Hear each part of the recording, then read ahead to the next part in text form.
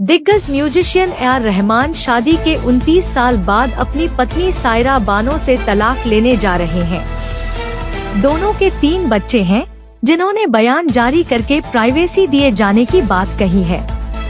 रहमान की पत्नी सायरा बानो की वकील वंदना ने एक बयान में बताया कि कई सालों तक शादी के बंधन में रहने के बाद मानसिक तनाव के चलते दोनों ने अपने रास्ते अलग करने का यह मुश्किल फैसला लिया है।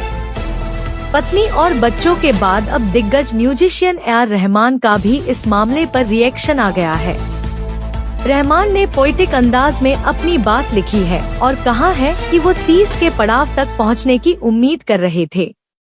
इसी बीच एक्ट्रेस प्रियंका चोपड़ा की मां मधु चोपड़ा ने शॉकिंग खुलासा किया। उन्होंने बॉलीवुड को घटिया जगह बताते हुए इसे नरक का गड्ढा करार दिया है।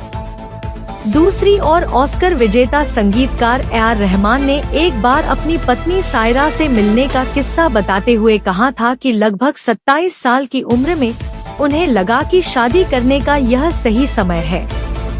ए.आर. रहमान ने बताया कि वो 29 साल के हो चुके थे। ये शादी करने का सही समय था।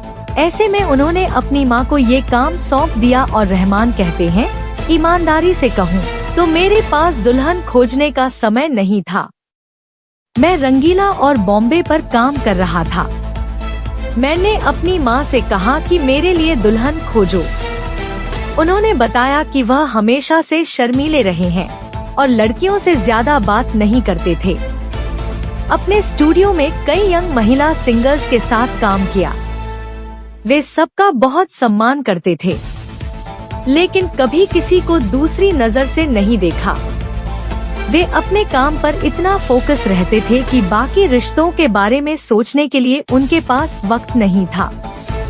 कभी कभी तालमेल बिठाना मुश्किल होता था। ए.आर. रहमान ने इस बारे में भी बात की कि उनके परिवार ने उनकी शादी पर कैसी प्रतिक्रिया दी। उन्होंने बताया कि वह दक्षिण भारतीय पृष्ठभूमि से आते हैं, जबकि सायरा गुजराती परिवार से हैं और उत्तर भारतीय परंपराओं के साथ पली बढ़ी हैं।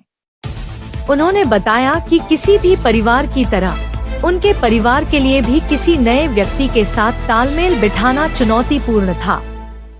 उनकी मां इसे लेकर कई बार चिंतित हो जाती थी, खासकर जब वे ज्वाइंट फैमिली में रहते थे।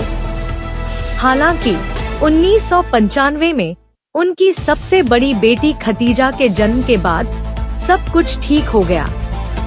बचपन से था संगीत का शौक। बता दें, संगीतकार ए.आर. रहमान की जिंदगी फिल्मी कहानी से कम नहीं है। कामयाबी हासिल करने से पहले उन्होंने कड़ा संघर्ष भी किया। 6 जनवरी 1967 को तमिलनाडु में जन्मे रहमान का रुझान बचपन के दिनों से ही संगीत की ओर था। उनके पिता आर.के. शेखर मलयालम फिल्मों के लिए संगीत दिया करते थे। रहमान भी अपने पिता की तरह ही संगीतकार बनना चाहते थे। संगीत के प्रति रहमान के बढ़ते रुझान को देख उनके पिता ने उन्हें इस राह पर चलने के लिए प्रेरित किया और उन्हें संगीत की शिक्षा देने लगे।